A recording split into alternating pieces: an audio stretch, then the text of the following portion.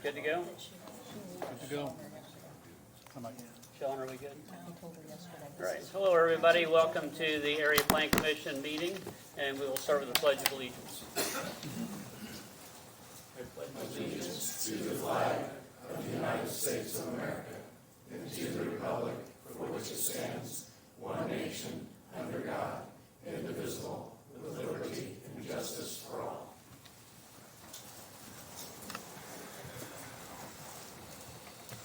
All right, I'm John Merson, and to my far left is Deborah Luzier, Interim Planning Director.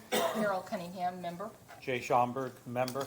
Bob Clutter, the attorney for the APC. Donnie Lawson, member. Matt Johnson, member. Tad Brainer, member. Dustin Plunkett, member. all right, and standing in for Ashley, we have Sean. Welcome, Sean. Do we have any changes to the agenda tonight, Deb? No, sir.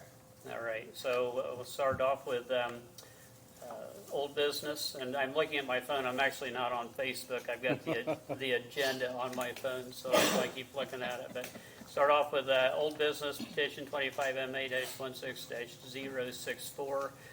Deb will read the petition for the record. The petitioner will then have the opportunity to speak to that petition. After that, the public has the opportunity to weigh in, and then we wrap it up with the petitioner has the opportunity to offer up any rebuttal to the previous comments, close the meeting to the public, open it to the board for a final discussion and decision. So, first petition. All right, the petitioner is requesting approval of a rezoning of the subject property from agriculture to local business for the purpose of commercial development. The subject property contains 3.04 acres and is located at 4250 North US 421 in Lebanon. The petitioner is, I'm going to butcher the last name, but Janarthanan, and the property owner is the same, as well as the Gutha and Niam Systems LLC. So again, my apologies if I butchered that last name. The subject property that is currently zoned agriculture is located along US 421. Properties surrounding the subject property in all directions are also zoned agriculture. There are no known floodplain issues on this property. It's approximately 3 miles from Union Township and over 5 miles from the town limits of Zionsville. The petitioner is proposing to rezone the property to local business and intends to submit a development plan to develop the site for a multi-tenant commercial center. The petitioner has submitted preliminary drawings as shown in the staff report. However, these are not engineered drawings and have not been reviewed against the zoning ordinance for compliance. The APC office received one letter regarding the petition. On May 28th, Robert Zell opposed the rezoning. Feels that the property is best used for agriculture and residential. The proposed commercial development is more suitable inside town or city limits where utilities are available, not 5 miles outside of town. And furthermore, the proposal is not compatible with the agricultural areas. The Technical Advisory Committee met on May 7th and had the following questions. Health Department noted that the applicant must go to the Indiana Department of Health for a commercial on-site sewage system plan submittal and review process. Once the project has been reviewed by the state, a permit will be required from the local office. Soil and Water Conservation District had no comments on the rezoning. The Surveyor's Office noted that wanted to know where the proposed outlet to the detention pond would be. Side ditches are not a permittable outlet for the detention basin. This site will be required to meet the Boone County Drainage Ordinance and standards for the water quantity and quality. A full set of construction plans and drainage report will be required, and the first floor elevation is required to be at least 15 inches above the center line of US 421. If the outlet crosses other landowners, an off-site easement would be needed to be obtained for that. The Highway Department noted that while they had no comments regarding the rezoning, since US 421 is maintained by NDOT, that permits would come from them. Planning Department noted that the subject property is in a part of the county that is currently and has historically been used for active agriculture and low-density residential. Future land use plan for the county outlines this area to continue to be general agriculture. Page 121 of the comp plan states that these townships are located in the northeast corner of the county and exhibit the typical central Indiana rural landscape. Farming activities dominate the area with houses and farm-related structures scattered throughout the landscape. No incorporated communities occur within this area, yet both townships possess access to 421 and State Road 47. Transportation of agricultural products is easily accomplished. A number of agricultural-related industries occur in this area, including grain storage, seed production, and poultry production facilities. The future land use plan defines general agriculture as the general agriculture areas are intended to serve as buffers between medium or high-intensity land uses and the relatively low-intensity residential uses.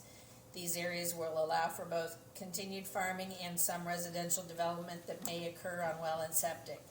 General agricultural areas are not intended to include intensive agricultural uses such as confined feeding, and all new residential development will need to be accepting of adjacent agricultural uses. While the petitioner has proposed voluntary commitments to restrict several undesirable uses for the property, such as gas or service stations, car washes, clean fill sites, campgrounds, etc., the local business district allows a myriad of commercial uses that could affect the guidance of the comprehensive plan with regard to the future land use map. A zoning change from ag to local business could affect the area substantially in terms of an increase in traffic as well as noise and light pollution. The comprehensive plan is clear in its guidance and the aspirations of the stakeholders that participated in the public process.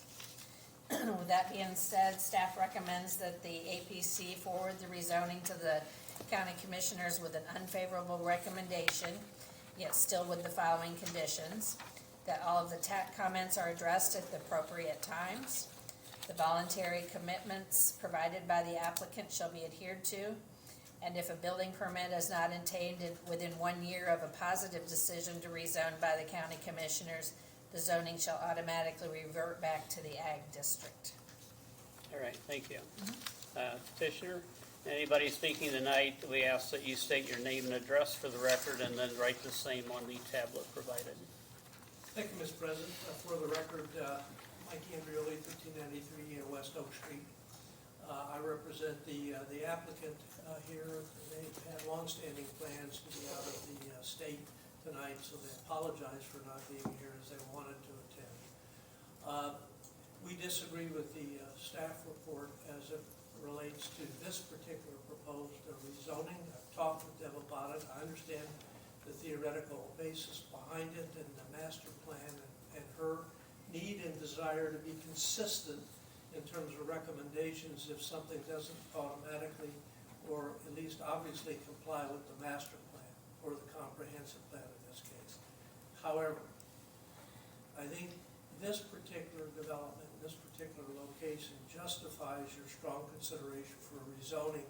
And I want to share that with you as I've shared it with them. This is a very small parcel, 3+ acre parcel on the most heavily traveled road that we have in the northeast section of our county, running from, obviously from up north in Clinton County all the way down to the southern end, 96th Street.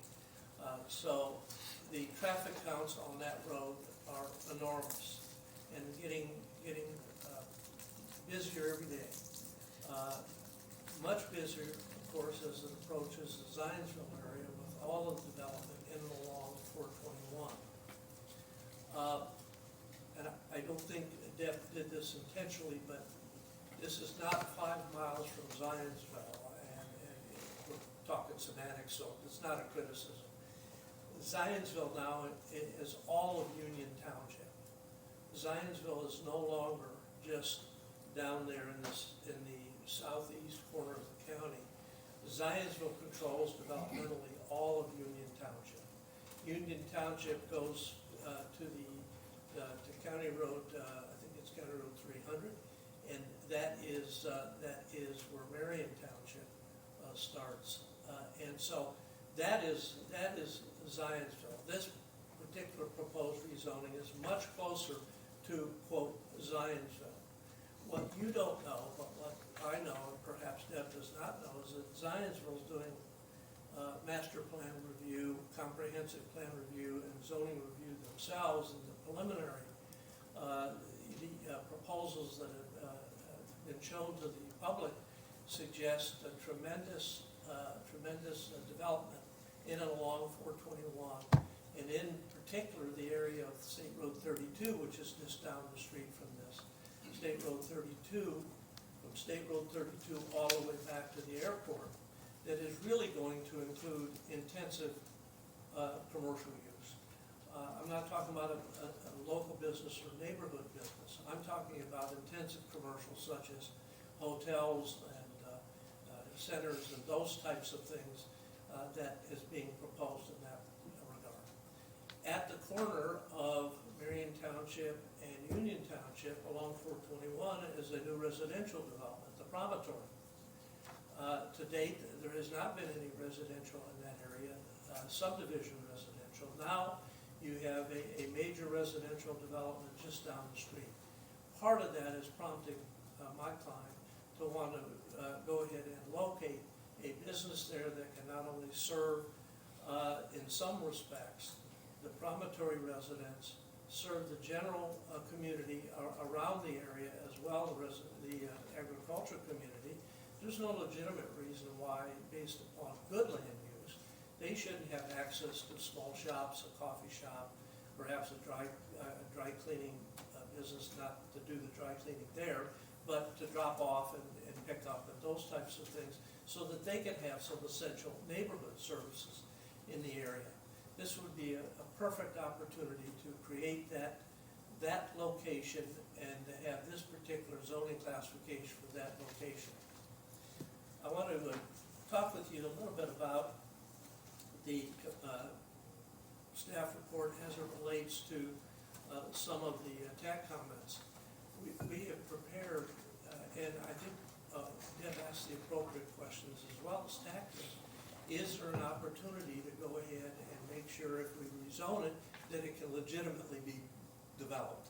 Those are fair questions, those are good questions. And so we have prepared a development report that has been submitted some time ago that deals with drainage issues. Where is there going to be a drainage outlet? A septic. We've engaged C&J well drilling because there was a well on site. To our knowledge, and we've tried to do some research looking back, this property has never been used for agricultural use.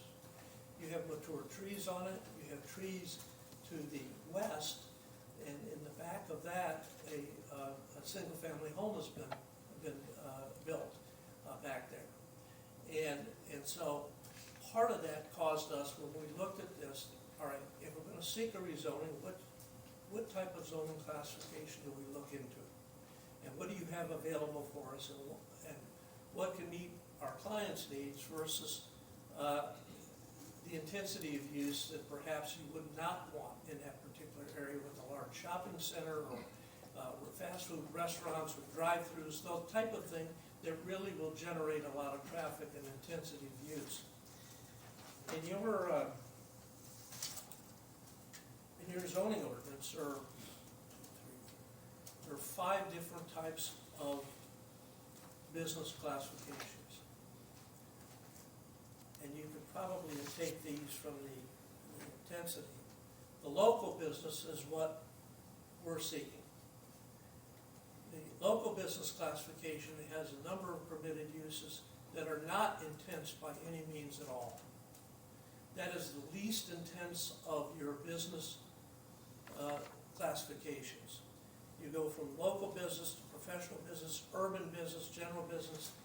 That opens up those categories to shopping centers, to gas stations, to all number of things. In fact, I think a gas station was permitted in the local business, but we've excluded that based upon my client's discussion with one of the neighbors that he did not want the lights or the gas and the actual intensity of use. His plan is to try to create a business there that will serve the community in general, as I mentioned, and the growing needs that will be coming with regard to development in and along 421. about small shops. We're talking about perhaps a coffee shop. We're not talking about any fast food things, anything of that intensity, no groceries, nothing like that. Simply a local business that is defined as this district is designated and located in neighborhoods to accommodate the primary needs of that locality. This district would place convenience and necessary facilities close to consumers in limited areas close to residences. Again, our goal was to see if we could meet his thought process as the type of businesses that would serve that area, as well as those using 421 Michigan Road. The only other major road that may potentially have as many traffic counts as that goes north and south is perhaps, obviously not I-65, but perhaps US 52. But the traffic counts on US 421, if we're gonna locate any commercial businesses, and I know the commissioners had some concerns a few years ago. I don't know if they ever codified, but I know the plan commission considered them, of making sure that we're not putting commercial businesses on county roads, or we're not rezoning county roads for type of intensive uses that really were agricultural based and not commercially based. This is the exact opposite of that. We're putting it on 421, where the needs of the traffic community up and down that particular area are being met. 421 is constantly being widened. There's more plans to continue to widen it. So if we're going to locate a commercial business and have even a modest amount from a county standpoint of commercial land value, putting it along a major roadway like 421 is exactly the place that you want to put it. Not out on a county road, not on a local connector, not even on a minor arterial connector, but on a major arterial connector throughout the county. We don't think with the traffic on 421, this is going to add to the traffic count in that area one iota. There's so much traffic on 421. Suggestion perhaps this could be used as residential. It may have been used as residential years ago. We're not aware that it's ever been used as an agricultural use of any sort that I could find. There was a well that was dug, and there may have been a septic that had been put in years ago. But at this particular point, I would suggest to you respectfully, and to Deb respectfully, that I'm not sure who would want to live that close to 421 right now and build a house right on 421 with the traffic and the truck traffic and everything else that's built in. It just doesn't make any sense to us that that could be used for a legitimate residential use at this point. Taking nothing away from the people that have lived there for many, many years in that area residentially along 421. But if we're being honest, the traffic that's been generated on that road and continues to be generated on that road is enormous. And I'm not sure I would want to have a close house that close to the road on 421. I'm not sure you would at this particular point with all the truck traffic and all the traffic on the road.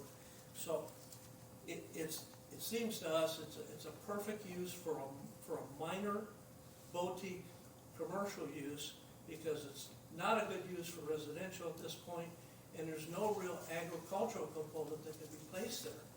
And to the extent you want to put a confined feeding operation or some of these others, that would be worse than the commercial uses in terms of the people that might be around that.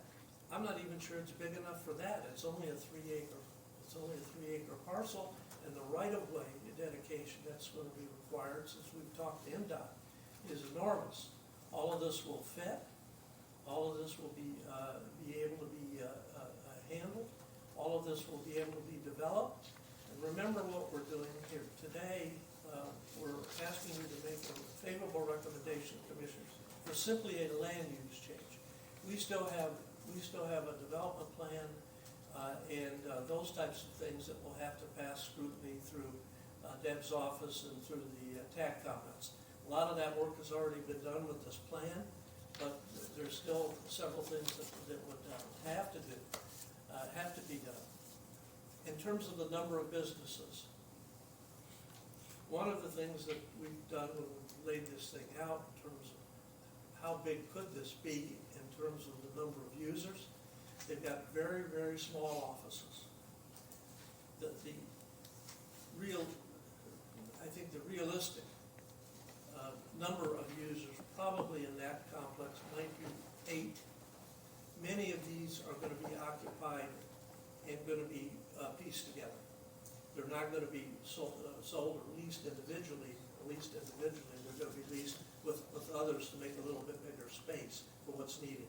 So we wanted to lay it out the way we laid it out because we had to go to the well drilling company and make sure we had the appropriate PSIs for the number of units that we had. The actual users itself will not be all of those particular units. They'll be combined as you would normally see as users come on and as people would want to lease space. You'll frequently have those combined. It's not an unusual way that commercial leasing goes about. They may pick a building this big, may outline it for how many could be put in that building, but ultimately when users come along, those are doubled up or put together, so you have less actual users than what it could accommodate. We fully believe that would be the case in this particular situation.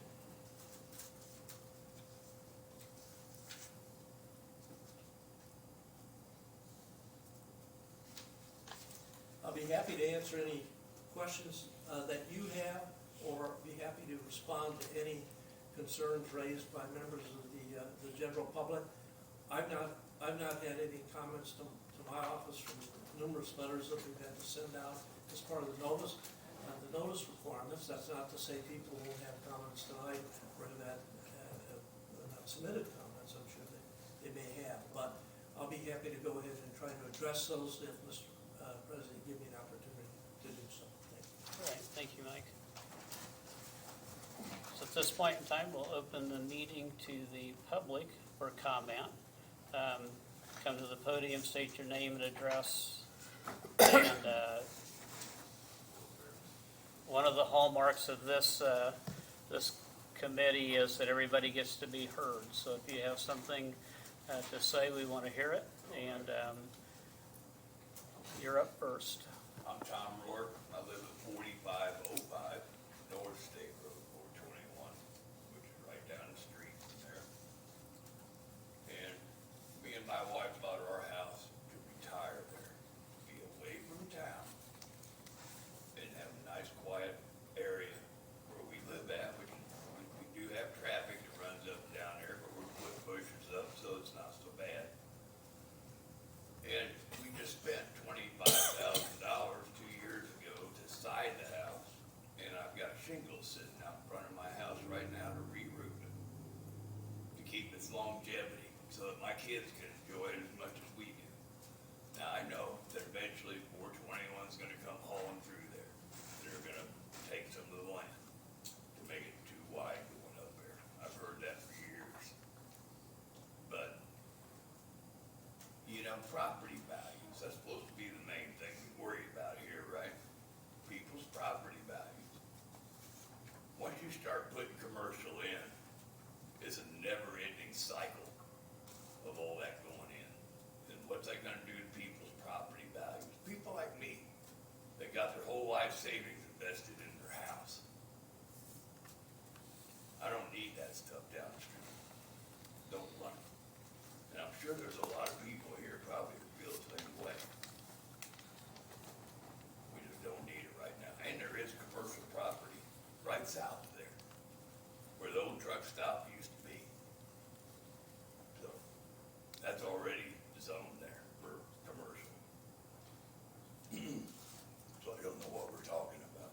And that does flood. I've seen it. That's all I've got to say. All right, thank you. Appreciate your comments. Absolutely. My name is Jerry March. I own property at 7960 East 400 North. which is directly southwest of the adjoining properties. Got a little report here, if you could kind of peruse it. I won't go into the details of it. I'll briefly summarize it so that you can see where we're coming from. I own approximately 19 acres, which is small potatoes compared to what some of the people there own.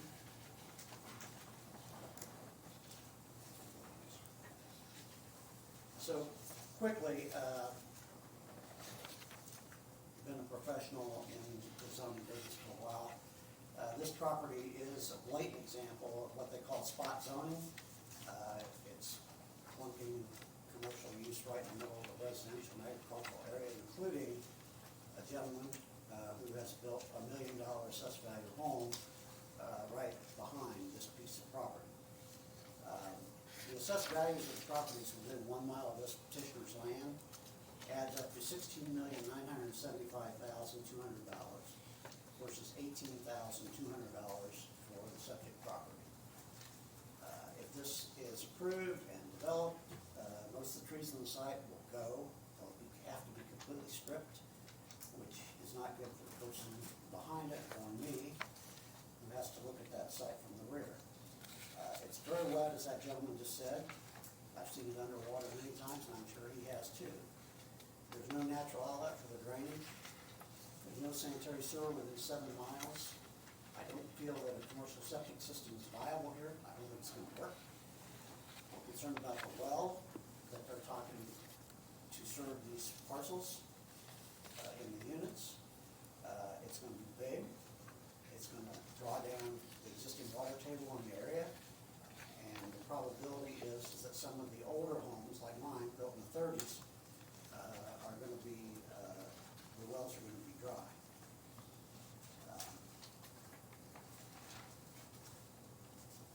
Due to the small size of this property and all the stuff they're looking to put on it, I see no way that they can landscape buffer that $1 million property to the west.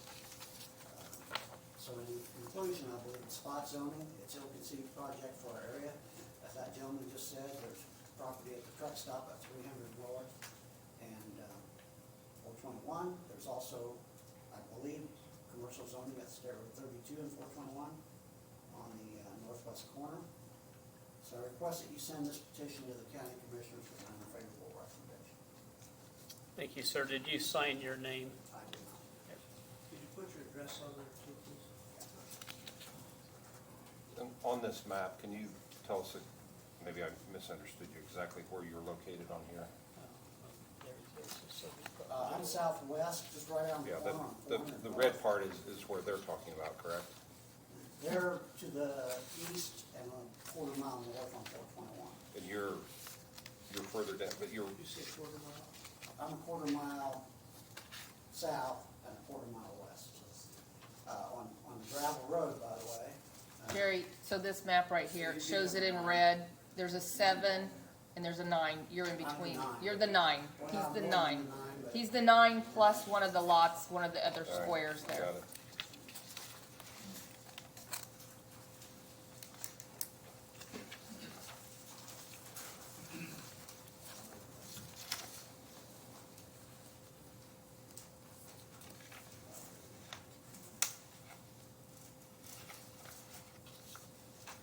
Hi, my name's Tom Simmons.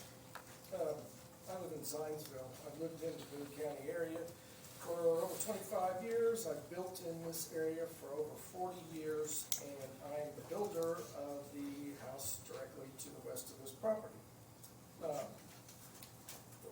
We did all the steps necessary to meet your approval to build this house, and it was, for my customer, it was all with the understanding there wasn't going to be any buildings out in front of his house.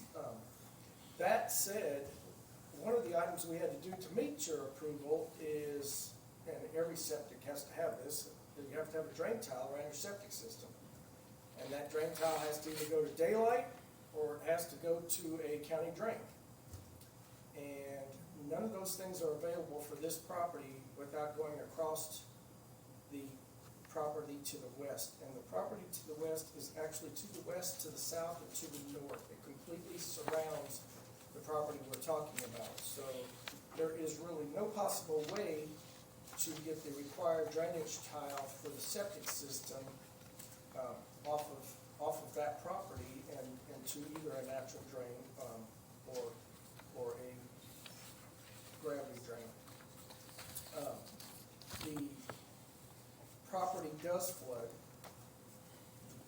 Part of the property from my customer floods from time to time as well. Some of this could probably be alleviated had the state come out as requested and taken care of the drainage along 421. But numerous calls to the state to get that done has not happened. Then with the retention pond has to have an overflow that goes somewhere, and there's no somewhere for that to go except into my customer's property. It really seems a little premature to be even having this discussion or meeting without addressing those required concerns. As a guy who is typically in his seat, builder, wanting to build everything and make things happen, I just don't see any way this can happen, aside from whether I live there or not and whether I wanted it there. It's just not possible, unless my customer wanted to have drainage tile in through his property, and I'll let him answer that, but I think we know what that answer is going to be. I think that is all I have. Great, thank you very much.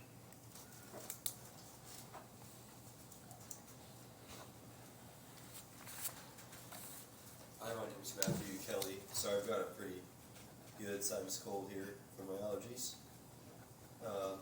So forgive me, I'll be brief. But my family and my wife and I, we've got a 10-year-old and a 3-year-old, both boys. And when I found this property about 4 or 5 years back, I fell in love with it.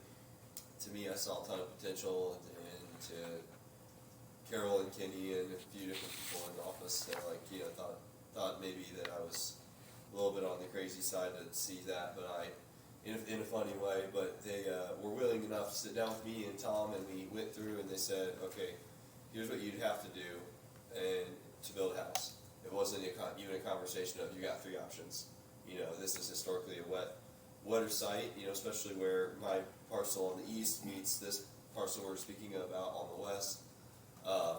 There are a lot of tons of maple, cottonwood, and willow trees that grow right through there. So it does stay wet. And but where I was going with that is, I've been a Boone County resident all my life. Graduated from Zionsville High School in 2009, and I've built and sold various different businesses as an entrepreneur. And one of my goals was eventually to establish like a homestead for my family and leave some legacy. All my life savings has been put into this project.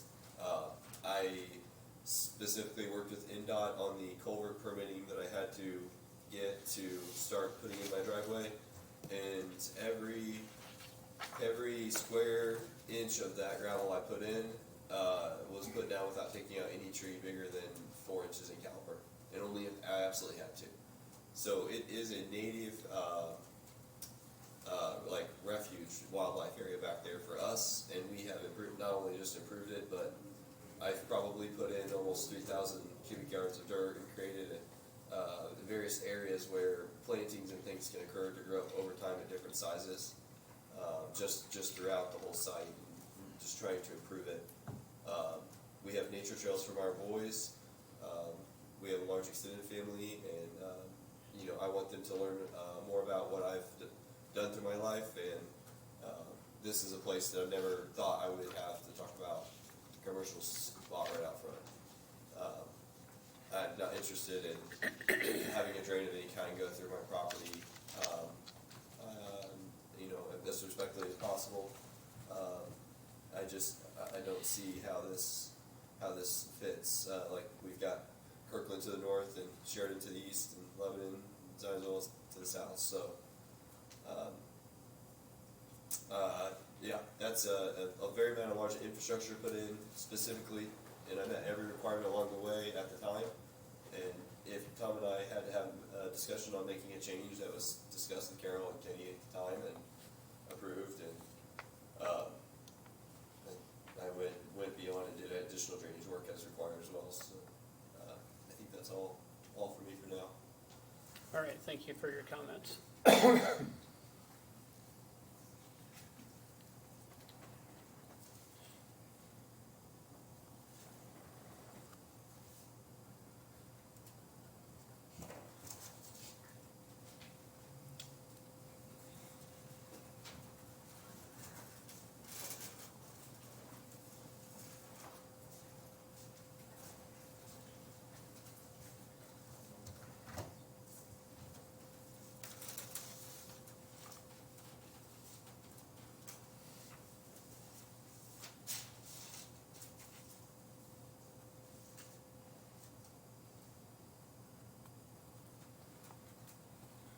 You must have a long name. Yeah. First time for me, guys, so bear with me. A little nervous, but I don't enjoy public speaking. I was never good at it. But my name's Dustin Hanson. I bought Mr. and Mrs. Jett's house, the Yellow Barn, just 2 properties to the north of this property up for discussion. Like Matt here, I fell in love with it. I've lived there for about a year and a half now. To my surprise, when I bought it, I was also told that it wasn't a flooding area, but I've had so much flooding, I've already had to file an insurance claim. I had over $10,000 of damage, 5 inches of water in my basement. I've got pictures for you guys to reference if you'd like, the back 3 photos. It's been devastating when it does rain.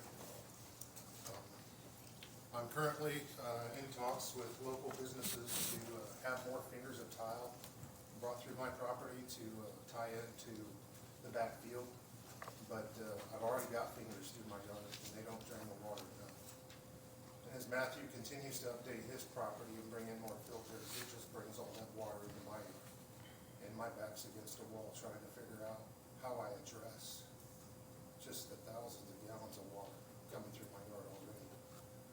I'm also an advocate of trying to get something done with the highway, talking with the state department and alleviating the water with a better ditch system going along 421. We haven't heard any signs of hope for that yet. What else? Also, I bought the property for just private peacefulness. I didn't want commercial HOAs, anything like that. I love peace and quiet in the nature. I'm concerned about the trucks that be coming in to bring in material and supplies for this business. I'm concerned about the parking lot at night. Who would monitor it? You know, are we going to have squatters coming in parking overnight as they drive through? You don't know who's going to decide to just, hang out there overnight. You got kids, teenagers.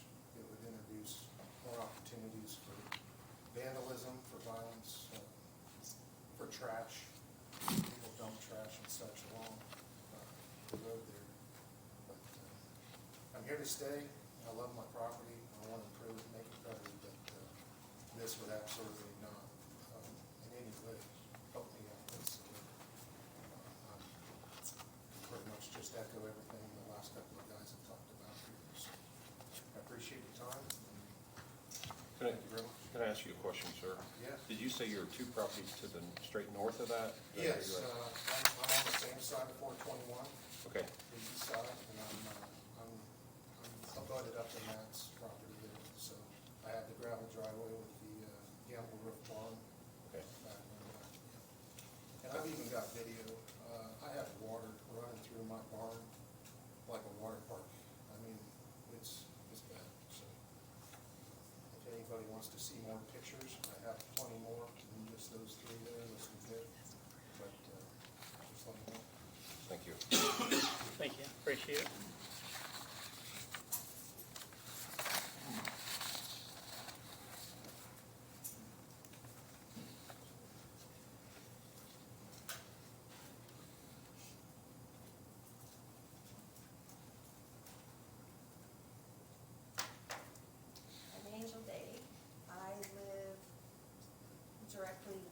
of where that is, and south off of 400.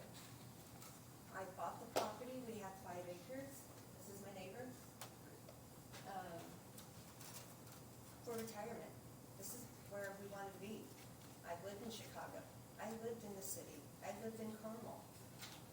My spouse was IMPD, I mean, we lived in Indy.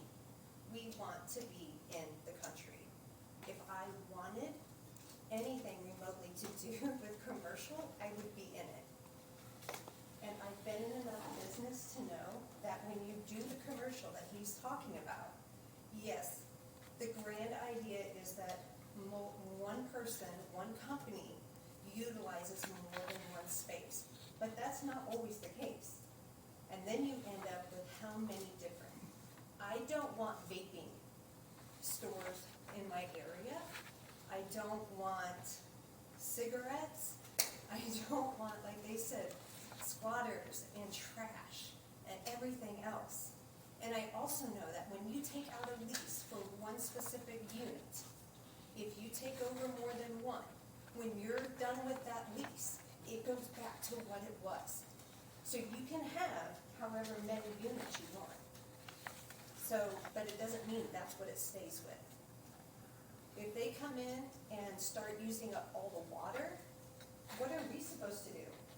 I don't wanna have to dig another well. Jerry doesn't wanna dig another well. I can promise Andy back here, I can promise all my neighbors don't wanna dig more wells. Who wants to pay for that? Who's gonna come up with that money? Because like the other gentleman over here that's just talking, and the other one, these are my home. My neighbor does not need to be commercial. If I wanted commercial, I'd live in the city. We never asked for it. I don't understand why that little property could even house it with a beautiful home right behind it. I would never want to put my money into it and then have my house up there. I mean, that's not okay. I mean, just stop and think. If your front yard, would you want that in yours? I don't want it in my backyard. I sure in the hell don't want it in my front yard. I don't want the traffic it's gonna bring, and whatever traffic's coming, it doesn't need to be right at that corner. It just doesn't. There's nothing out there that will support it. I get that there's plans and actions and everything. That is progression. But people live in the country because they don't want to be part of that progression. This is where we want to live, and this is where we want to keep it. We don't want that. Because that doesn't bring happiness, it doesn't bring community, it doesn't bring anything. It's just bringing somebody wealth, and that's all they want. Well, that's not what we want. Everything I've worked for, everything that I can work hard to have my retirement, to live out in the country. I mean, I've worked hard, so has my spouse. I don't want commercial in my backyard, and I can't imagine you would either. Okay, thank you.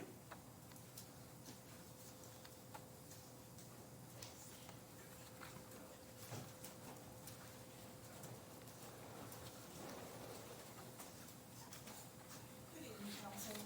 My name is Kristen Dickerson. I live at 4955 East State Road 47. And as one of the frequent commuters who travel 421 at least twice a day to and from my job, there is no business that could be a tenant in this proposed small neighborhood strip center as described in the narrative that would add value to the area. He said a smaller boutique development that targets specifically the people who live in the area and the promontory of Zionsville Community Subdivision. I don't know if you've seen the projection of what that lot is, that development is going to be. Doesn't sound like very many tonight, that's for sure. But just looking at the projection of that space, people who live there would not drive 3 miles north to shop at a smaller boutique center when everything they need is down 421, less than 8 miles. Within 15 to 20 miles radius of this property in question, you can reach the communities of Frankfurt and Tipton to the north, the 86th Street area of northern Indianapolis to the south, Noblesville to the east, and Brownsburg to the west. And this radius obviously encircles every municipality in between, including but not limited to Lebanon, Westfield, Whitestown, Zionsville, Carmel, and Fishers. And all of these communities mentioned have well-established small businesses and major retailers that everyone in the community around this property in question already frequents because we travel to and from work. And so we are already supporting those businesses while we are out and about on our normal day. There is nothing that could go in that space because they've already, the owners of this property have ruled out the gas station and anything of that sort. So what's left is your vaping and your cigarettes and your liquor stores and your coffee shops, which we don't need in our area. This gentleman brought up the noise from living in a residential house on the highway. My bedroom is less than 20 feet from Highway 47, and it is very possible to dampen all of the traffic that I get on that highway. So if this property was to be rezoned to anything other than agriculture, it should go back to residential or go to residential. So it could be absorbed by one of the many people who already live in the area and want to increase their lot size, or go back to agriculture or remain agriculture, so it can be absorbed by one of the area farmers. But there's no value being added by commercial space at this time. All right, Because thank you. everything we need is below 300 south. Appreciate your comments.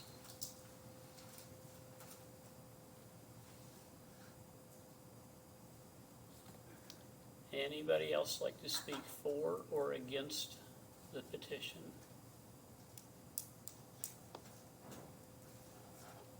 Want everybody to have the opportunity to be heard that has something to say.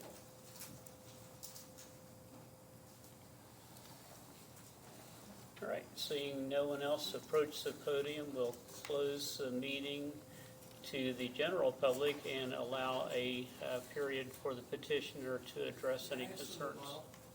Yes, you just said. Yeah. You're on. This is the opportunity for the petitioner to address your concerns. A couple of things I wish would have happened tonight. I wish my clients would have been here, been able to be here, to hear the community sentiment, the concerns that were raised. The second thing is, it would have been nice before we got to the point where we spent so much money based upon staff's requirements with regard to the technical aspects of this project, to know how the community felt. I don't know whether staff knew it, just didn't communicate it, or whether or not it's something that just came up generically, but it would always be helpful, especially since many of the members of this commission know how I generally operate. It would be nice to know the comments that the people had, as this has been doing for so many months in various capacities, so that could be appropriately factored in and discussed with the client as to whether he would want to go forward under those circumstances, knowing the community's feelings. I think he generally believes that some type of restricted commercial on this property would be a benefit to the community, generally be a benefit to the county in terms of tax base. But also it's clear that there's many who live in the community, and I'm not suggesting Mr. March, he doesn't live right next to this particular project. But the others that lived in some proximity that would have to drive by there who expressed their concerns, it would have been, I think, very helpful to know that ahead of time with a phone call or a letter, or said, hey, we've got concerns and this, that, and the other, so those could be passed along. Just a comment on my part, again, my client wishes for me to suggest that you pass this along with a favorable recommendation. But we recognize the realities of the community's concerns here today, at least I do, even though I've got a client to represent. And I just wish that we would have had an opportunity to know some of those concerns a little bit earlier in the process, so that we could have at least made a better informed decision about how to approach it. Nothing the Land Commission can do about that. There's nothing that you can suggest that be done about that. Just a wish on my part that we would have had a little bit more information from the community or feedback from the community. Maybe we could have done a better job of reaching out to the community and trying to set up a meeting or anything like that. But when we saw the staff report, there was only one negative comment that staff had received, so we had no way of independently knowing what the community felt like this. The biggest genuine concern that we had as we were going through the process was the gentleman that built a home right back to this particular project. That truly is a situation that impacts an individual that may or may not have had enough information to make it, a genuine decision as to whether that's the place he wanted to locate his home, if somebody else was wanting to do something with the 3 acres right adjacent to it. But at this particular point, we can't do anything about that. It is what it is. They have a driveway, and we have driveways that are being proposed with this. But I'll leave it at that, and leave it up to the Plan Commission's good offices to make the recommendation, or if you have any questions, be happy to answer those. All right. Does anybody have any questions for Mike? You'll need to unlock your iPhone first. What would you like to know? I don't have any questions now. We do not accept any more comment from the public. That part's closed. Anybody on the commission have any questions for Mike? I just have one last comment. No more public comment. I'm sorry. That opportunity's passed. I've got a question for Mike. You had mentioned repeatedly there at the end that you wish you would have had a way of knowing, I guess it's more of a comment more than a question, of knowing ahead of time how the public felt. The last couple of months in here have been crazy chaotic with craziness, but R.L. Turner and Merritt, similar situations to this, they had went out into the public and met with the neighbors face to face and took the time to do all that, so they knew going into it. I just wanted to get that out there so that way, yep, I think it helped them to be able to go out there and meet with the neighbors. Right, any other questions for Mike? Not, I'll close the meeting to the public and the petitioner, open to the board for discussion. Donnie? No comment. Okay. Matt?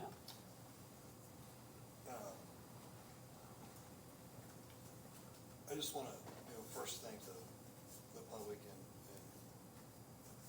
the petitioner for, your comments and all that. I see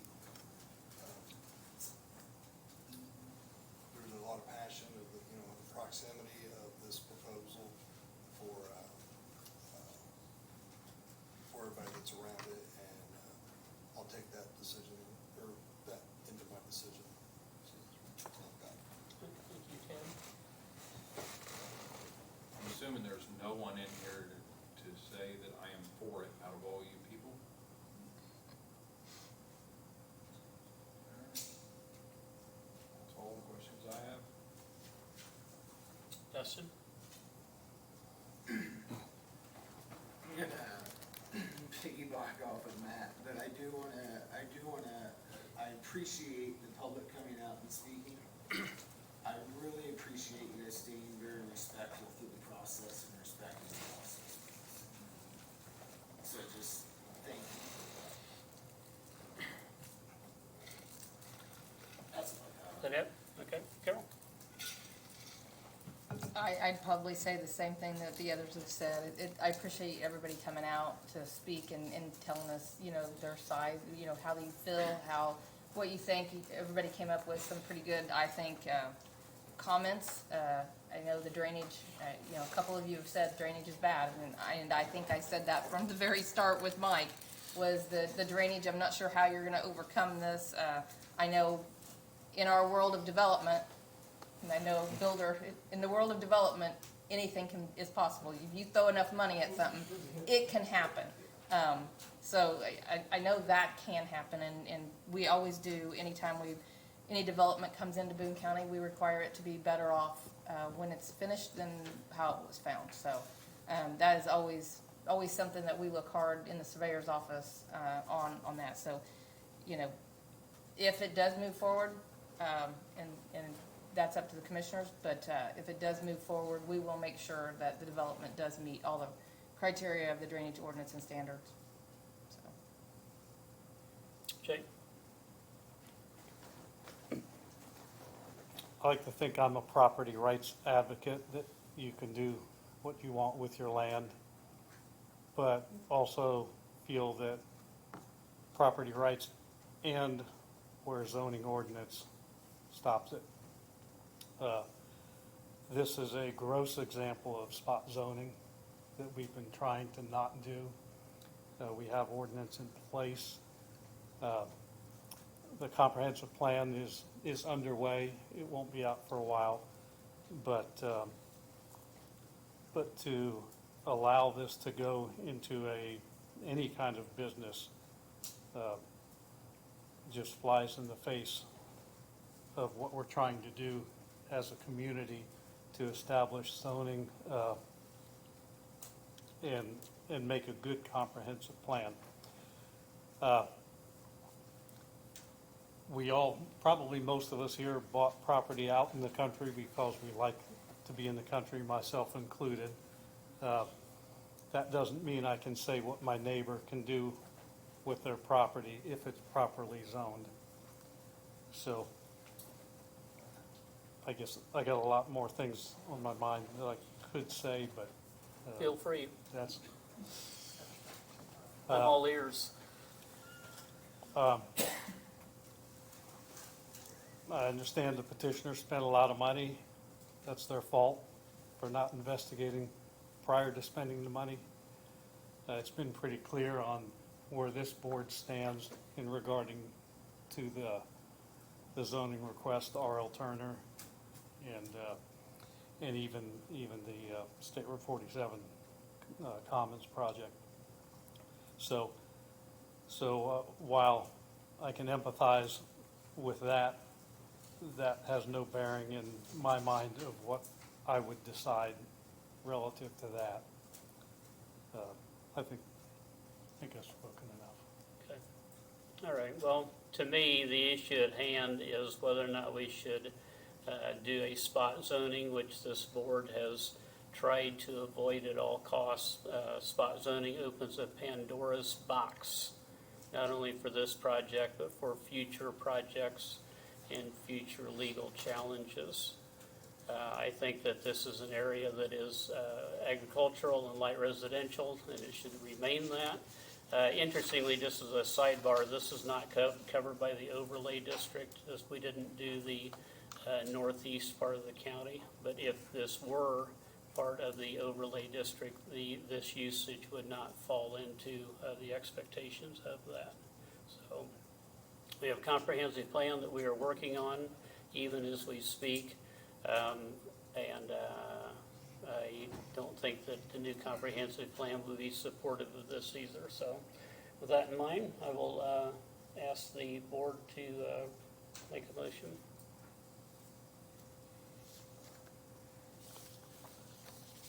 I'll make a motion that we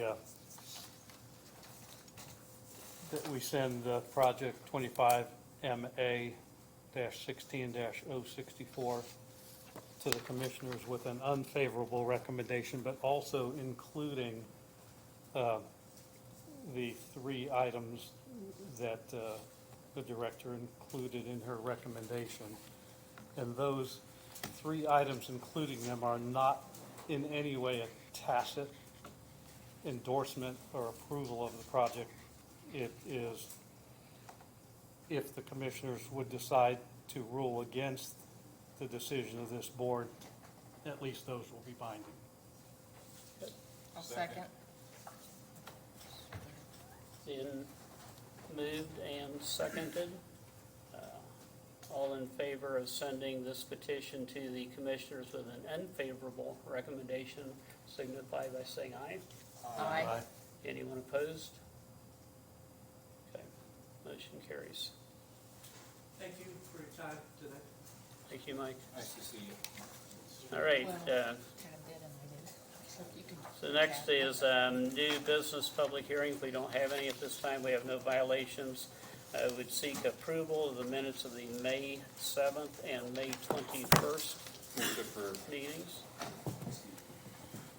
Been appropriately moved. Is there a second? Yeah, there's some errors. Okay, let's just start with this May 7 then. Let's just do. Do you want to, I was kind of curious about on the public comment section at the end where it says et cetera. Yeah. There's a name change in there and, goodness. I'll kind of go with Dustin too. I'm not sure that we should list a group of names and then just put et cetera. Either we list them all or we don't list them. I might. I think it was being too brief. Is et cetera not Warren's last name? Can I make a suggestion, is that maybe whoever has comments, you email Ashley so she can correct them, and then we table We those do have a- until the next we meeting. do have a motion on the table. I'll withdraw my motion. Okay, the motion has been withdrawn. A motion to continue the minutes. I motion to continue the minutes until we get that straightened out. Okay. Second, all right. All in favor, say aye. Aye. All right. July 2nd minutes have already been continued. All right, administrative matters, the draft zoning ordinance. Oh, boy, yeah, Deb, you get to It's- have a bunch of Well, discussion now. It's really, part of Tad's favorite thing too. So, he's been on me to get these done. It's fantastic. We've been trying forever, so. I know. We've been kind of busy, haven't we? So there's several issues that have come up regarding possible amendments to the zoning ordinance, and I've gone ahead and just drafted kind of my interpretation of what I've heard from folks and some proposed language that may work. So first off is establishing a single-family residential use in the ag district. Right now, every new single-family residence has to go through a special exception through the BZA. And I don't know that we've ever turned one down. I think there was one in the 90s while I was here that got turned down because by the time so many subdivisions around it had happened, the remaining site has flooded and there was just crummy drainage. It wasn't gonna work. But when the BZA considers them and such, we find that the BZA is approving them with the condition that the TAC comments and conditions are met. So the logic is we could still send these through the TAC process for a thorough and investigative review, and then if everybody's comfortable with that and those issues are addressed, then the project can go ahead and move forward with their building permit phase without having to come to a public hearing necessarily. I'm not saying the BZA isn't doing a good job or not listening to the public, but a lot of times, like I said, we're finding that the residents are okay with it. They're okay with having more neighbors around. And as long as we go through the process and it meets the ordinance and the technical committee is satisfied, would it make sense to go ahead and allow those by right going forward?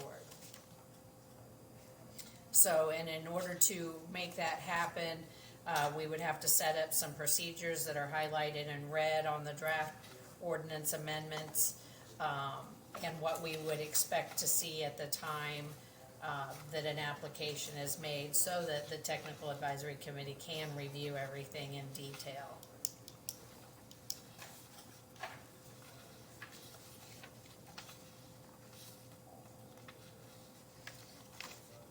So Deb, I have a question for you. On looking at this, is the only thing changing in this ordinance in red, or is there some of this in here No, the in only the thing, black? only Is- thing that is would be this- changing is red, everything else is existing. Okay, so this actually is existing when it talks about number 2, Yes, and then when it talks about restricted use, okay. yep. But would that then change, where it says single-family homes outside the platted subdivisions are considered a restricted use in agriculture? Would that then change that little piece right there to say it's permitted with special or something, or is it still restricted? It's still restricted because we're sending them through this special Okay. process for review. Okay. It's just, it just doesn't go through the BZA. Right. Is the only thing. Your Now, splits and everything, Minor subdivisions would still come to the BZA. okay. And It's then, just streamlined, right? Yes. Yeah. Because down here too, it says regardless of history of subject after issuance of permit, and all that. That's how it reads right today. Yes. Okay. I thought that it was a little bit different, so I guess I wouldn't have spent so much time trying to analyze it, but thank you for that. Sure. Deb, what would if somebody had it and presented it to TAC and they didn't approve it or didn't like it, what would the process be?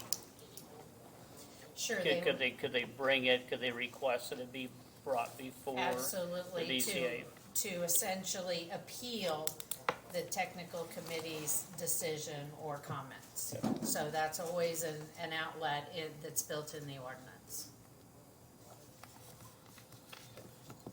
I love it. Yeah, the only thing that, 2026-ish. yeah.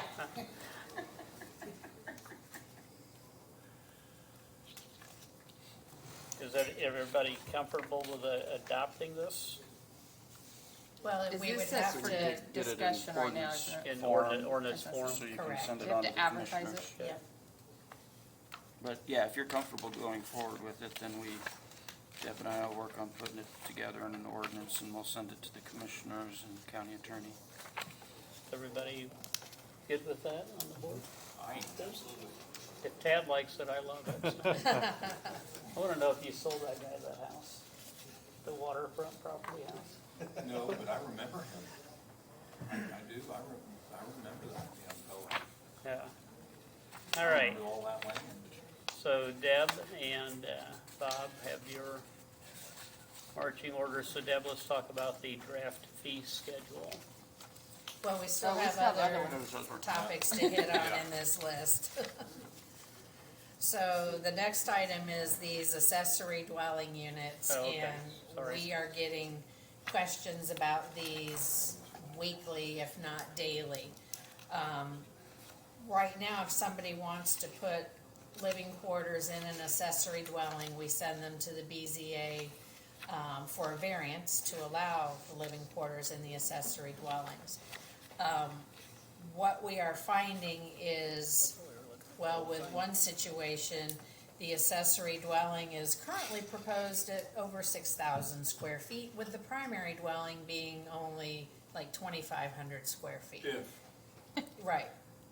So even though the BZA approved the use of an accessory dwelling, staff is having some issues with this particular project, keeps changing, and it's blown way out of proportion, and we're almost to the point of bringing it back to the BZA for reclarification of what's allowed. But anyway, my experience in other communities is that allowing accessory dwellings on a property with some limitations can work in that it allows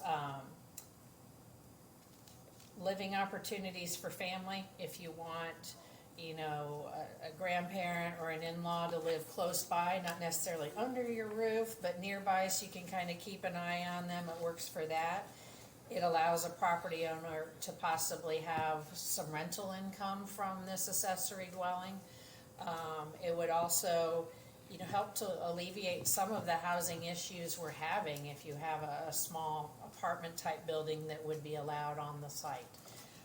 And then the language in this section would be new language to add to the ordinance to make it viable. So if you look at the table on page 4, the structures would have to be at least 400 square feet, but the lesser of 1,500 square feet or 50% of the primary dwelling unit's living area on the ground floor.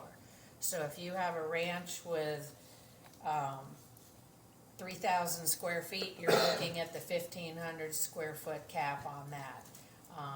Ideally, we don't want that accessory dwelling to look larger than the primary structure. We want it to be, you know, kind of behind and low key compared to the primary dwelling.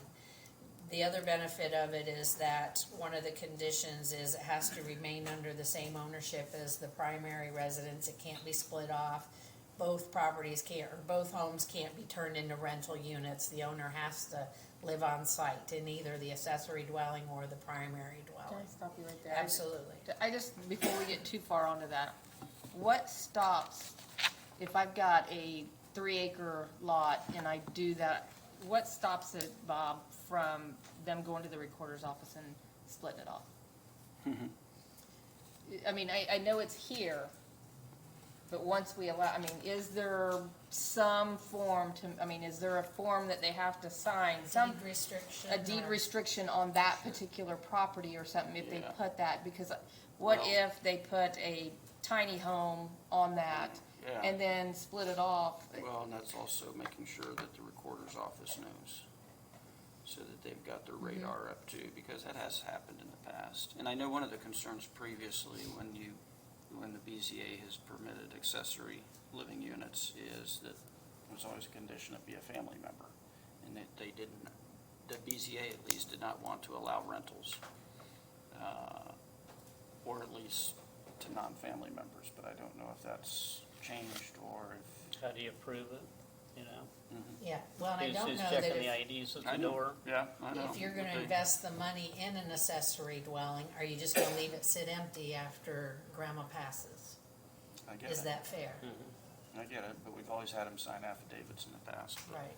Couldn't there be a deed restriction? There could be.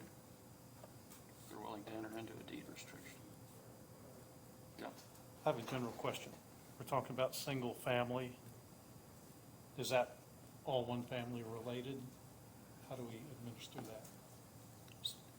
So, single family. So if something's zoned single family, and not particularly necessarily related to this, but if it's a single family residence, does it have to be one family that lives there? No.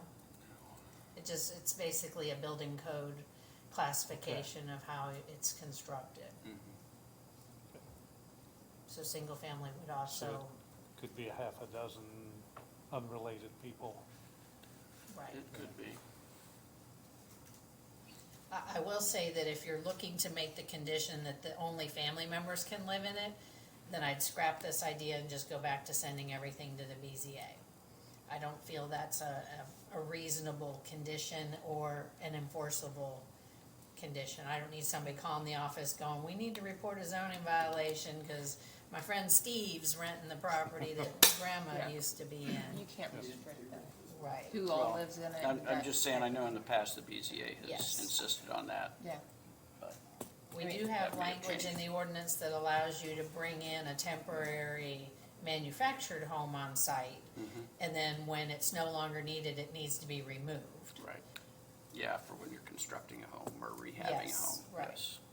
But isn't part of the idea of this to help alleviate the stress we have on housing right now? Exactly, yes.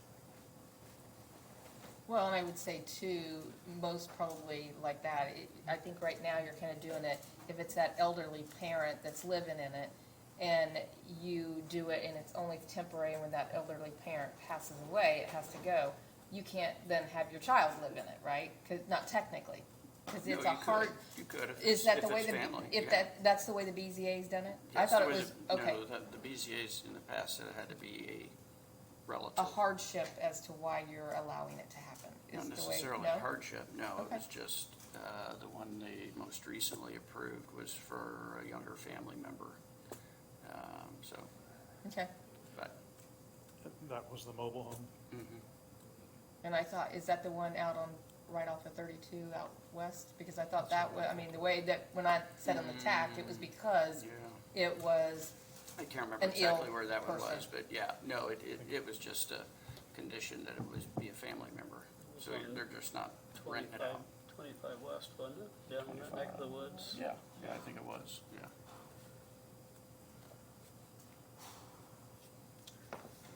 All right, Okay. what's your next Moving on. item?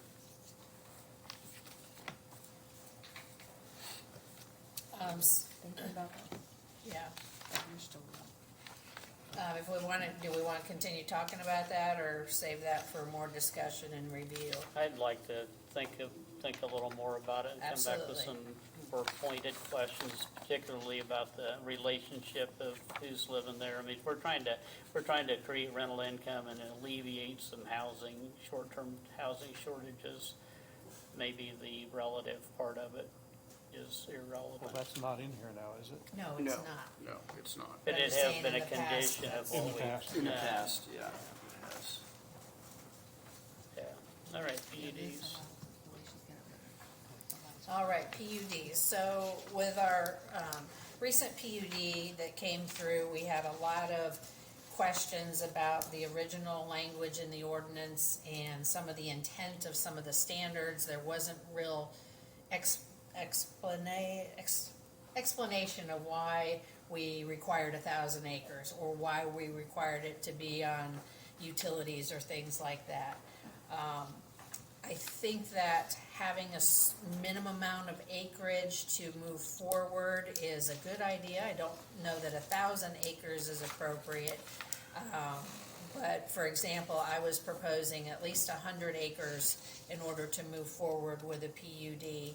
And then the language in here talks about the process for going through it, the standards that would apply for subdividing the property, development plans, and some guidelines for what needs to be contained in that PUD ordinance so that we don't just get a different type of document every time. The problem with PUDs in the long term is that staff changes, our plan commission, BZA changes, property owners change, and over time, we kind of forget what some of the language meant, and then it comes up for interpretation, and that could change over time, and it becomes kind of a headache to administer in the future. So in order to make sure a PUD ordinance is comprehensive, it needs to be a standalone document that sets up its own standards and reads independently of what the zoning and subdivision ordinance for the county does, yet still recognize like Carroll's drainage ordinance or the highway department's development standards and things like that. With some of the recent draft PUDs that we've seen, it just references what's in the zoning ordinance. Well, that could change.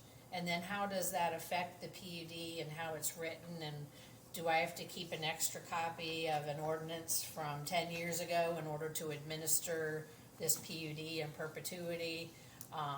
What happens if there's a variance? Can they go to the BZA to have that lifted? What happens if a use is proposed that's not contemplated in the PUD? We need to have all of those processes and procedures kind of outlined within the document itself. And then with regard to the process for doing a PUD, I'd gone through state statute, and it actually outlines two separate processes for approving PUDs. The easy way is the way I like, where the applicant has to come forward with their development plan, conceptually showing how they're gonna develop, and the PUD district ordinance all up front. It goes to the Plan Commission for a recommendation, and then the county commissioners for final consideration. I think what our current zoning ordinance has is first it comes in for conceptual layout, and then they can piecemeal the approvals from there on and write the PUD district ordinance for each section as it comes in. That may be the one that's appropriate process for 1,000-acre development, or like Duke could come in with the Anson project. But anymore, I'm having my communities go with the easy way. It puts the onus on the developer to have everything in order up front, so we know exactly what's coming along with that that PUD as a whole when it comes through and we're not guessing along the way.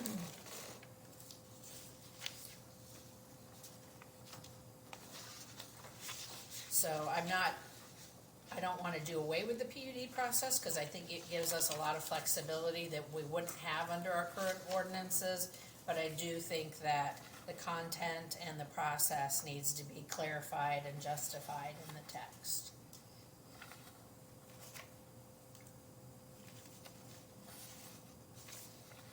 Whatever we do with the PUD, one thing I'd like to see is that it's the responsibility of the developer to create a good document rather than you having to create it at county expense. Right.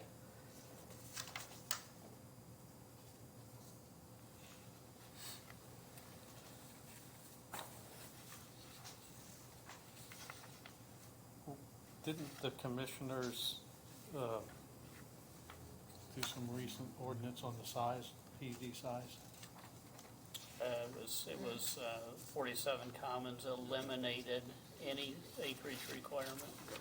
That was just for particular projects in an area, not for PUDs countywide. Oh, okay. No, it was a change to the ordinance countywide. It Right. dropped the acreage requirement and the utility requirement. Right, but it was only for specific areas. This would be for the entire, because it had to be, I think, within a quarter mile of a interchange. Yeah. So this would be countywide. I thought the PUD, like Deb said, was countywide, just the It same as what is. you're saying. It's not for This is for, specific PUDs.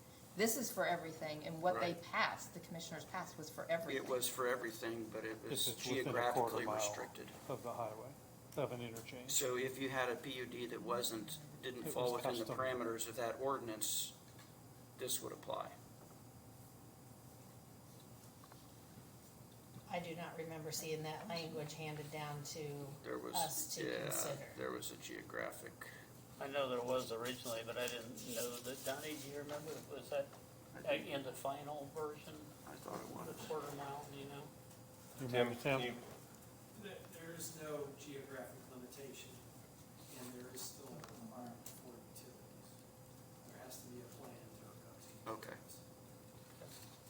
So that was eliminated. So Tim, you're saying that the ordinance that the commissioners passed, if another PUD came in, they would have to have utilities? There has to be a plan to hook up to utilities, yes. Okay. That's in the verbiage? Yep.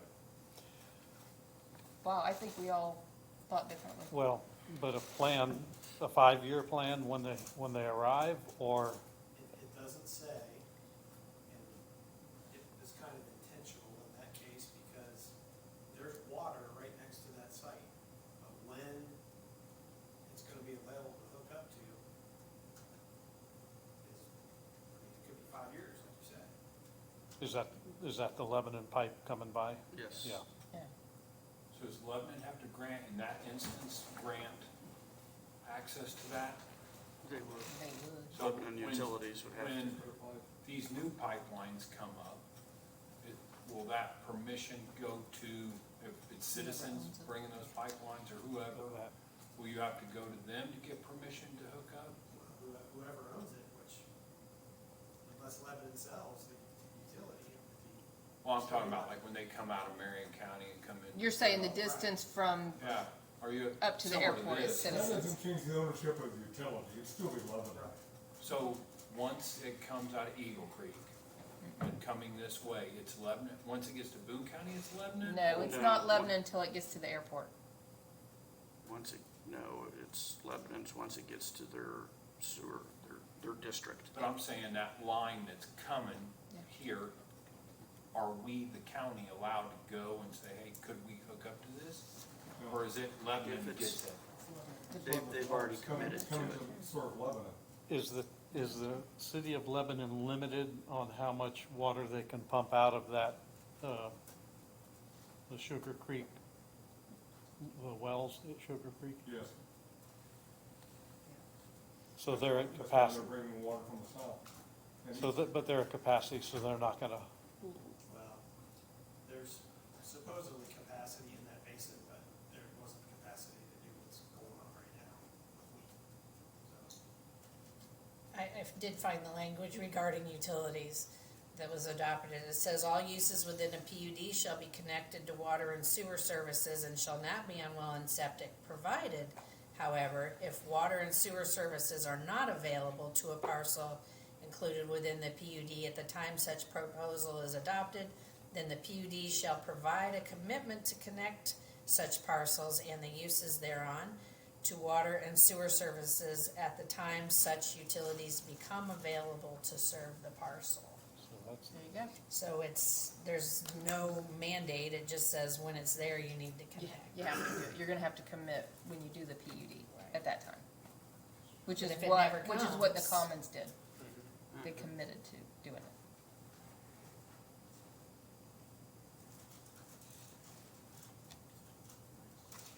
So do we want to just consider the PUD for more discussion and Is 100 acres like standard? Or, No, in Indianapolis, they've got 5-acre PUDs. I know, but there's more than one county. So I don't, is there, I mean, is that, what does Clinton do? What does Hamilton do? A lot of them don't have minimum acreage requirements, but I think there should be some type of minimum to make it worth our while to consider and to make it possible to have a unique development and utilize this process. If you go to like Carmel, Westfield, every residential subdivision that comes in is a PUD. They're basically taking their covenants and making it your language to enforce and administer. And as you can imagine, that is a headache to keep track of. So, We, the county, inherited Royal Run, correct? Donnie, is that right? it was That was- developed under the county's jurisdiction and then It's always incorporated been into county. Zionsville. Those were the good old days, weren't they, Carolyn? Lots of court time with that one.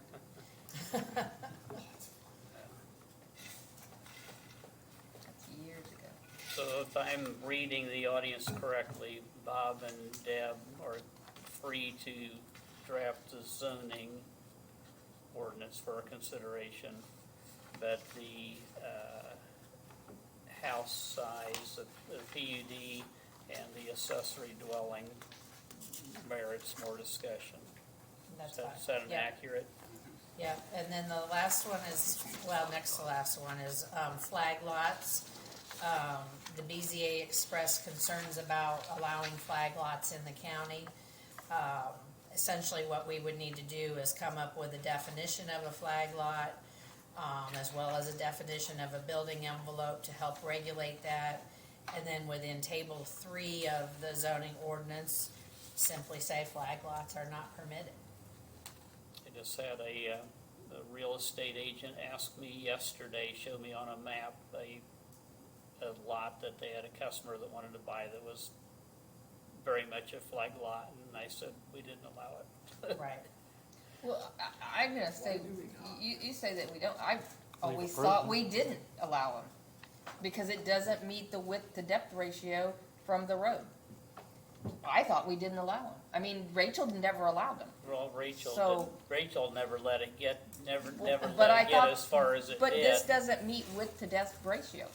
I mean, right there, if you have the width on the road to the depth ratio, unless you do a variance on it, that would be the only way that it should go. Now, I think there's a difference in maybe what some might consider the width. Maybe it's not the road and it's the main parcel back behind. I think one of our past, plan directors, and I don't know how Deb feels about it, but I think they were taking, if you take this flag lot, they were taking this length back here, the width, and then doing the length. They weren't doing the whole thing, and in the whole time I've been here, it's always been, we're not supposed to do this, because that's why we came up with the width to depth ratio to stop flag lots. That's correct, the 3 to 1. Yeah, I mean, It's supposed to be the road frontage that's versus what I the thought. depth. That was to stop, right? We don't say flag lots. I think, I mean, if you're wanting to stop it, her way is, I think, better. Well, Just yeah, come I right think out and we say need it. A little more teeth, but then if somebody wants to do this, they're gonna need the variances The variance, anyway, like yeah. they have been asking for.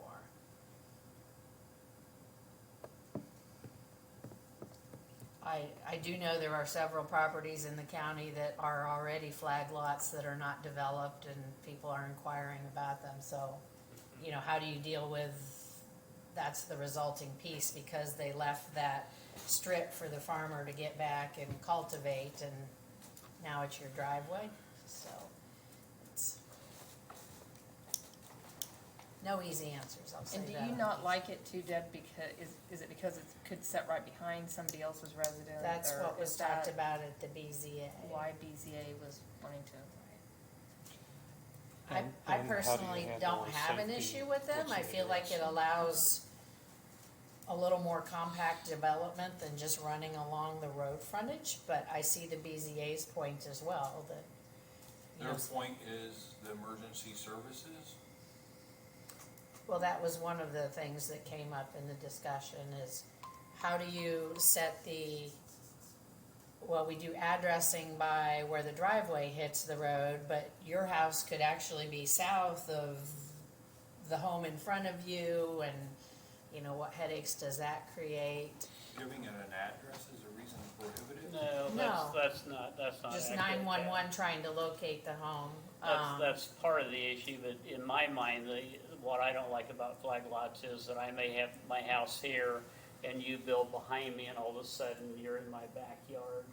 And, you know, maybe you're a family member now, but you're not a family member later or something like that. I think that's why, that's in my mind, that's why I find flag lots to not be palatable. And we just approved one at the last BZA meeting that, is a family member, the family owns the entire square, so it's a daughter behind parents flag lot, but you know, nobody lives forever. So it looks great this year, but might not be so great next year, so. But as a buyer, you know that going in. Yeah. I mean, it's not like you can hide that and not know that there's a house in front of you or behind you, vice versa. Maybe you could hide the fact that that lot's back there for sale, or could be for sale in the future. But as a buyer, you know, I mean, I sell a lot of houses to people that have houses behind them, beside them, next door. I mean, I don't know if that stops people from buying them if you got a neighbor. I'd rather have a flag lot and have the house behind my property than to have 20 houses 10 feet apart down the road. Agree, 100%. You're making good use of that. I think you mentioned it earlier, is that you're making good use of that land and expanding and not putting it along the road. Yeah, No there's a problem lot of with them the out there. driveway. For sale, or not even for sale, but there's a lot of people that have lots that are out there that could potentially, maybe later down the road, they thought, hey, I'm gonna sell this, or what, I'm not sure what happened and why it's that way now, but there's a lot of them out there that it would be awesome in the new comprehensive plan to be able to get rid of those lots and sell them and have some, you can't build a home under 500,000, even if it's 1,200 square feet, 3-bedroom, 2-bath. So you get a decent neighbor out of it. And the schools would appreciate it. Yeah. Let's take that one under consideration Sure, also. I think another thing we could do is clarify why there's a 3-to-1 depth to width ratio, what its intent is, and then that would help apply when a variance is needed for lots like this. I feel like the 3-to-1 is a thing that shows up in a lot of county ordinances, and I think it was used as a way to separate driveways. It was a density regulating tool, and now over time, it's become kind of a hurdle that, how do we get past that? Where are we measuring this 3-to-1 from, and A lot of it At have what probably point? to do with shared drives too. You don't have to do a shared drive in that situation. nobody wants to share a driveway. I think it's a great idea, but nobody wants to It do doesn't it. end up well. You haven't had enough phone calls then. You get that phone call when the neighbor wants, they're using it more than me, and they want the county to come out and Yeah. tell them that they have to pay 75% Now of it's it Amazon's instead coming of. down at 20 It's a times, pain. right? Once You're like, again, oh, it looks Amazon's good coming on down my paper road. until ownership Yeah. changes, I know, so. I know. Yeah. And All right, then- so let's take that under advisement. And then lastly, the town of Advance reached out, they would like to allow smaller homes inside their town limits, and go down to as small as 400 square feet for a home. But by doing that, they do wanna put a limit on a 400 to 799 foot home could only have one bedroom, no more than 2 occupants. 800 to 899 square feet, maximum of 2 bedrooms and 4 occupants. So, that's something they have asked for, as well as a definition of a tiny home. And then would that be restricted to the town of Advance only? Exactly, yep, and that would be And- exclusively And who for would them. enforce the only 2 occupants or only 4 occupants in the town? That's a good question, cause we can definitely enforce the number of bedrooms when we issue the building Right. permit. But at least we have it in the ordinance, and if there's a violation that's reported, we can, We can Pursue walk, it. because in the past, there have been violations reported to us from Advance that they can't police, and then they come back to I us and think- expect us to police those for them, and they're, I mean, you see. I think if they Yeah. wanna do tiny homes, that, I don't know, I think that's up to them if that's kind of what their community wants, but I don't know what Bob thinks about it, but I just don't see how we should put the restriction of 2 and 4 occupants in it. We don't have the means to manage that. I mean, like Tad just said, we have people out there, you know, we start trying to enforce this for the town of Advance. I would say if they're gonna enforce something, they would have to enforce that somehow or another I themselves. don't see anything in our budget for enforcement. We have I mean, well, I think just by limiting the number of bedrooms, we could at least police that very That's easily. what I was, I think Yeah, that's a leave it good- at that. I Yes, think that's a good absolutely. idea. I think eliminating the occupants part of it. Yes. Okay. Is it just leaving the bedrooms, but, you know. yeah. There has been a big expression or a big, you know, talk about doing the tiny homes. We've had in town well, since I lived there, a lot of mobile homes. Those mobile homes have become dilapidated, and we've got ordinances now that, mobile homes can't come back, but we've got those properties where, and especially with the developments or the building that's going on in the county, that, smaller tiny homes in those areas would be beneficial, so.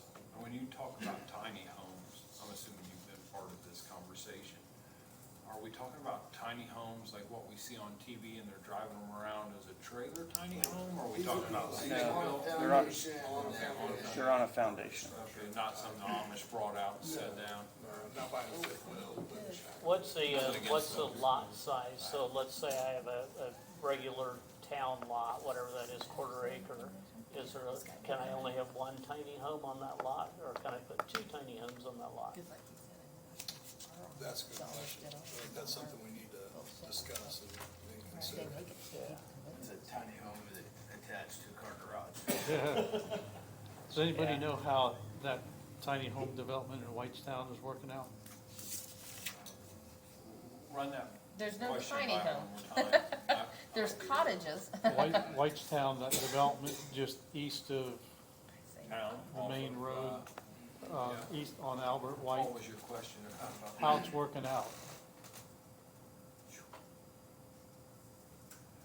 Looks nice from the road. It's tight, very tight living. That's almost a planned development though, because they have a clubhouse and a pool, I think. Yeah, it's all rentals. It's all rentals. Uh-huh. It's not platted, it's one big lot. It's not individual. And this would be more of a, you own the lot, you own the Exactly. land. It's not gonna be anything like that. That's not the intent. All right. Okay. So I think we're interested, that maybe the town of Advance could provide some more details on what the expectations would be. I'll reach out to them as well. Sounds great though. Okay, do we want to tackle the fee schedule tonight, or put that off for another meeting, or? That's up to you guys, I'm here, so. Tad, are you up to tackling the fee schedule tonight? I don't have any, I mean, 8:30, sure, let's do it, let's just do it. That way, next week, next month, it'll be just calm in here. Okay, He hasn't seen the list. That was good. Tad, you're funny. I wanted to take my medicine a lot earlier, I think. Well, we all had the opportunity to review this. Does anybody have any particular comments? If not, entertain a motion to adopt it as written. Well, Carol, are you comfortable with this?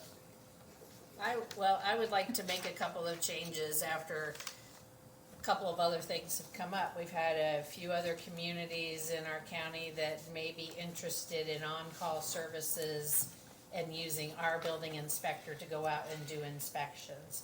So with that being said, I think it would be best if we, under the different types of inspections, just change them all to $45 each. It'll help calculating the fees a little better, and then we can use those same fees to charge the other communities for doing inspections And for you're them. talking about like the rough end for HVAC, all Right. that? Right, because But- I think it would even out in the end on the, Weren't we saying that these fees didn't recover our actual costs? the current fees do not. These fees would though? Right. Okay. Because I think it won't be long before we're gonna have to get Kirby some help, or whoever's That in could that be. position. But if we're, why would, if Kirby's already stretched thin, why would we take on additional business? He said he could manage it. Well, I think we're contradicting ourselves though, on those, what we're just now saying. He can manage it, but we're concerned, and now we're gonna have to have somebody else. That would be down the road. Could, down the road. Maybe a part-time down the road. Deb could get on her boots and go. I don't do inspections. Then Ashley can. Yeah, well, there we go. Well, let's bring up that then. Because every time that Kirby's gone, the more he's gone from that office, Ashley's the only one in there. So now you have an office that is shut all the time. And the public really they have concerns about that office being closed at time. And Ashley has the right to have her time off too. But, you know, she calls in sick or something, she's gonna be taken off. Kirby still has to do these, and so I just wanna kind of put that out there. Well, maybe if we're charging more, we can afford somebody to help. Get it worked into the budget to add someone, at least part-time. It's pretty simple to Go do. to the council with Are you saying add somebody part-time so the days that Ashley's gone? Or all the time you'd have a part-time person? I think you should, if you're gonna start out, it needs to be someone there. If you're gonna do a part-time person, then it's it. Just mornings. 29 hours a week. Yeah, mornings are 8 to 1. So even if Ashley's out, there's. What's that they're person open gonna do? Part of the time. Are they an inspector? Could be. Or, I mean, that's what we would need, right? That's probably gonna be the biggest demand. Sounds like this needs to be part of our budget talks when we Yeah, get to that. exactly. Hey, Well- guess what I've got on the agenda to talk about next? Hey, look at this. And maybe too, I know our thoughts are always that we need a full-time planner back in the office. So once that would be that way, when Ashley's off, the planner would be there. Right. So doing what you were suggesting, Donnie, and hiring somebody, maybe you don't need to, we just need to get busy on finding the director. And I think that the part-time is a simple, easy fix, but you need to be looking at full-time, because nothing's gonna get slower. Well, and with regard to that, I would almost suggest that maybe you hire an entry-level planner, even if it's part-time, to start learning what's going on, who can make sure the office stays open, and then when a new director comes on, bring them up to speed. And then you have some skilled, staff in that office. And I'm just thinking about how we used to do it back in the day and what worked, but shoot, at one point we had 2 inspectors, I think 2 office admins, 2 planners, and that was when we had more jurisdiction as well, but I don't see the number of petitions coming before the Plan Commission and the BZA decreasing anytime soon. The LEAP project has changed how people view property values, property uses, and everything going on, so. Just my 2 cents. I appreciate your 2 cents. I don't think we have the opportunity to add in extra personnel for 2026. I think that's something that's gonna be a special request or It's a Well, good I time did to put talk to- to them about it right now.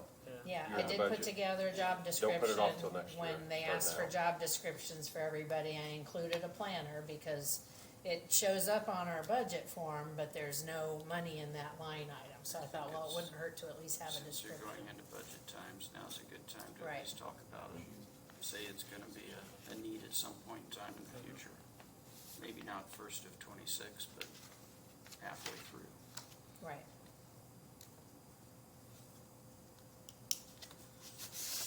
Anybody have any comments on the budget in front of them? Bob and I were trying to figure out. Did we move past this? Do what?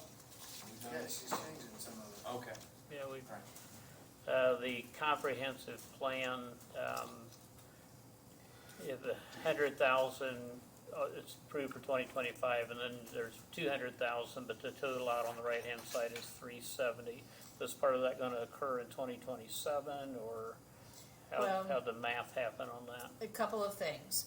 I had asked for a line item for a zoning and subdivision ordinance update, a unified development ordinance to the cost of approximately $70,000. Council's office wanted to lump it all under one line item with the comprehensive plan. So either they didn't understand what I was asking for, or they just feel one line item's gonna cover everything. And then the 300,000 is the remainder of completing the thoroughfare plan. And I didn't know if that needs to come out of the APC budget, or if that's something the highway department needs to be budgeting for. But highway department didn't, so I put it on ours as a, The thoroughfare plan's part of the comp plan update. right, So I think the council's point was we're just gonna pay for all of that under the APC rather than have the highway department okay, make a separate okay. request. Well, I know Nick didn't request it, and I thought, well, somebody better, I'll put it Yeah. on mine, Yeah, I and, think that was the intent of the council, was just to have it all lumped together there. Asked for it, and that's how it got, so that's probably. right. So like I said, that extra 70 is for, an ordinance update. I've asked, HWC, Structure Point, and Taylor, Seifer, and Williams for kind of a cost estimate to back that number up. When I team with those firms, it's about a 70,000 ordinance, so I don't think it was kinda out of line for that amount, but, when I originally started on, we talked about me doing that ordinance update, if I have extra time each month. There has not been extra time each month and to get that done, so, Will we be spending that 100,000 this year? Yeah, well, Yeah. since we're under contract, we can encumber that. Okay. I mean, I'm sure we'll spend part of it. They're already But we working, don't, obviously. we don't have to spend it all. No, No, you and whatever, just have to whatever's file it left for 'em. that we don't spend this year, we encumber it into '26. That's the one thing that we have to make sure that's done though, because if it doesn't get encumbered, then you We lost won't it. have it. Yeah, then we're in trouble. It's a general fund. Yeah. You didn't use the general fund. Donnie will find it. so do you want me to add funds for a planner position Might and as see well. what happens Just take it. and? Yeah. That's a must-do. The budget's probably gonna be pretty tight, don't you think, Can you- Dustin? Add? I don't see it, just passing out candy canes by any means, but it's gonna be fairly tight on things. This coming year, I don't see huge struggles, it's 27, 28 is when it's really gonna be hidden. How about if we put all the planning and permit fees to a non-reverting fund, and then when it gets to a certain point, then we'll hire somebody? I would tell you that would be more of a Debbie question, I don't know. They're gonna shoot that down, but I was just saying, we're Nice one of the try. few departments that actually brings in a decent amount of income into that general fund, so. Okay, I like 2 cents again. all right, so we'll just approve the budget as presented with the addition of a part-time planning position. Right. I would say if that's allowed. Can we change these? Can these be changed? I mean, Donnie, Yeah, them? yeah, Can because these be changed? it hasn't been presented Yeah, yet. no, Hasn't been these presented to the forms- council yet. Oh, not the They, forms, but the well, council. Form 1 had to be presented to the auditor by a certain drop dead Right. date. I can't go Right. back and change mine Right. in my office But you anymore. can I still don't. talk to the council about it. Yeah, you can change it, talk to them, but you can't go back and change the Form 1. Form 1 can't be changed. We couldn't change it anyway, we had to have them manually put it in for us, but Yes, don't know. you can do it yourself. They would, it does not let us. You already know. Come over and show us. Okay. Okay. All right. Director comments? Like I had mentioned, Thorntown, Newland have already come forward wanting help with building inspections, possibly site plan reviews for permits as well. Thorntown? Yes, and Jamestown That's is also That's asking. definitely more than Kirby can do. You got 160 houses They're coming in not one chunk. They don't have capacity for that many Yeah. yet. And they're